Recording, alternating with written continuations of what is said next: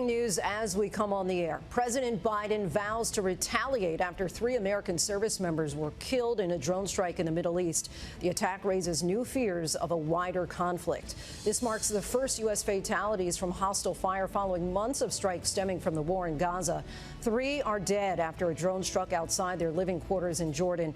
At least 30 injured, some reportedly with traumatic brain injuries. President Biden blames militant groups backed by Iran and is pledging to hold those responsible to account. The deadly attack comes as the U.S. tries to negotiate a temporary ceasefire in Gaza and the return of more than 100 Israeli hostages still held by Hamas. The CIA director now in Paris to personally oversee the talks. House Republicans lay out their case for impeaching the Secretary of Homeland Security, accusing Alejandro Mayorkas of violating U.S. law by allowing millions of migrants to illegally enter the U.S. President Biden changes course, now saying he'll shut down the border when necessary if Congress votes to give him that power. It comes as Texas officials defy the White House and threaten to put up more razor wire to keep migrants out, despite the Supreme Court's ruling. Trump and Biden shift their focus to the general election and what's being described as the longest presidential campaign ever, as Nikki Haley resists calls to drop out of the race. Shocking new video of the moment a 10-year-old boy was bitten by a shark while vacationing in the Bahamas. The hunt for suspects after a statue of baseball legend Jackie Robinson was stolen, sawed off at the ankles. Climate protesters target the Mona Lisa, hurling soup at one of the world's most famous paintings. And America strong tonight. A customer's simple question at a coffee shop and the unexpected response that changed 2 lives forever. From ABC News World Headquarters in New York, this is World News Tonight. Good evening, everyone. Thanks so much for joining us on this Sunday. I'm Lindsay Davis. We begin with some cautionary words from President Biden, who says the U.S. shall respond after Iranian-backed militants killed 3 American service personnel and injured at least 30, all stationed in Jordan. They are the first American service members to die from hostile fire since the start of the Israel-Hamas war. The troops were there to support American forces in Syria and assist the military in Jordan. Their post is called Tower 22. Officials say it was hit by a one-way drone. Some of the wounded are being treated for serious shrapnel wounds. Others are being examined for traumatic brain injury. Since the Israel-Hamas war, Iranian-backed militants have repeatedly carried out strikes from Iraq, Syria, and notably Yemen, where the U.S. and its allies have intercepted dozens of missiles and drones. Iran's foreign minister told our Martha Raddatz just days ago that no one would benefit from a wider war. Tonight, the White House is walking a fine line between fighting back and risking a larger conflict. ABC senior White House correspondent Selena Wang leads us off. Tonight, the first American troops killed by enemy fire since the start of the Israel-Hamas war. The White House blaming Iran-backed militants for the deadly drone attack on a U.S. base in Jordan near the border with Syria. 3 Americans at Tower 22 base were killed and at least 30 were injured when the drone strike made it through the base's air defenses. The Pentagon says some of those injuries are serious, including shrapnel wounds and possible traumatic brain injuries. President Biden addressing the attack today at an event in South Carolina, vowing to hold those responsible accountable. We had a tough day last night in the Middle East. We lost 3 brave souls, and we shall respond. Iranian-backed militants have launched more than 150 attacks on U.S. forces in the region since October. The U.S. has retaliated several times with strikes of its own. Just this week, ABC's Martha Raddatz pressed the highest-ranking U.S. military officer on the administration's strategy. What would you say to those people who are critics who would say, look, they're not being tough enough on these militants. They're not being tough enough on Iran. I would also ask, do they want a broader conflict? Do you want us in a full-scale war? And so we've got to be thoughtful about our approach in these areas, and we can't predict exactly how any one of these groups is going to respond. We don't want to go down a path of greater escalation that drives to a much broader conflict within the region. That ever-present risk of military escalation. Selena Wang joins us now from the White House. Selena, now that American troops are dead, we're already seeing increased pressure on the Biden administration to respond. Exactly, Lindsay. The pressure is growing. Republican lawmakers, including Mitch McConnell and House Speaker Mike Johnson, they're calling on the president to take stronger action to stop these attacks. Now, U.S. officials tell me tonight that they do expect a serious response from the Biden administration. But look, the president here is walking a very fine line. He's trying to deter these attacks from these Iranian-backed militant groups while also trying to prevent this conflict from spreading. Lindsay? Selena from the White House. Thanks so much, Selena. Staying in the region now, ABC News has learned that U.S. negotiators are making significant progress on a deal to free some of the remaining hostages held by Hamas. They include 6 Americans. But the IDF is not letting up, releasing these images of what it says are strikes on Hamas targets. ABC's Matt Gutman has the latest from Israel. Tonight, that potential breakthrough in ceasefire negotiations with CIA Director William Burns in Paris today, meeting with top-level officials from Israel, Egypt, and Qatar. Every level, from the president right on down.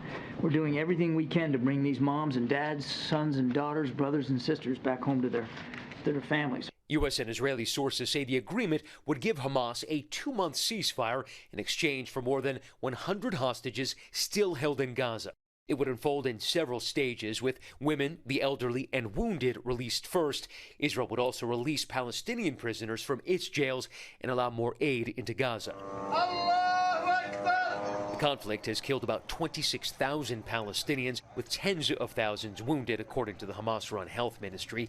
About 100 living hostages are believed still held in Gaza, kidnapped during Hamas's October 7th rampage. Taking part in that onslaught, Israel claims, were at least a dozen employees of the largest UN aid agency in Gaza. Known by its acronym, UNRWA, an Israeli official telling ABC News that a number of the group's employees were captured by Israel and others spotted on the many videos live-streamed by Palestinians the day of the attack. The UN Secretary General said Saturday 9 of the accused employees have been fired, 1 is dead, and the identity of the others undetermined.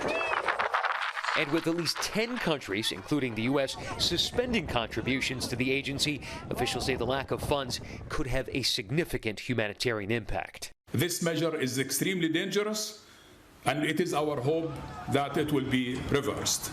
There's some real momentum behind these ceasefire talks, Lindsay. Israel's Prime Minister Benjamin Netanyahu has been under enormous domestic pressure to bring those hostages home. And tonight, his office calling those talks constructive and saying that the significant gaps that exist could be hammered out in talks later this week. Lindsay. Matt, thank you. Here at home, House Republicans have taken a significant step forward in doing something that has not been done in nearly 150 years.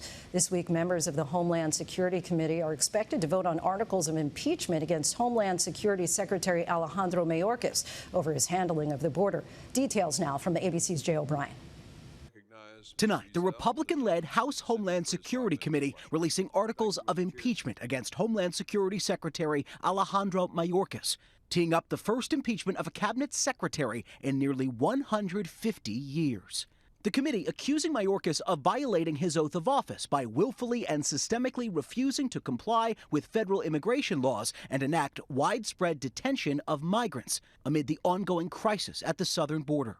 There has been a willful and refusal to comply with the law and an abuse of power. In a statement, the Department of Homeland Security calling the impeachment a political stunt and evidence-free, adding the standard set by Republicans would mean, quote, Congress should have impeached every DHS secretary since the department was founded.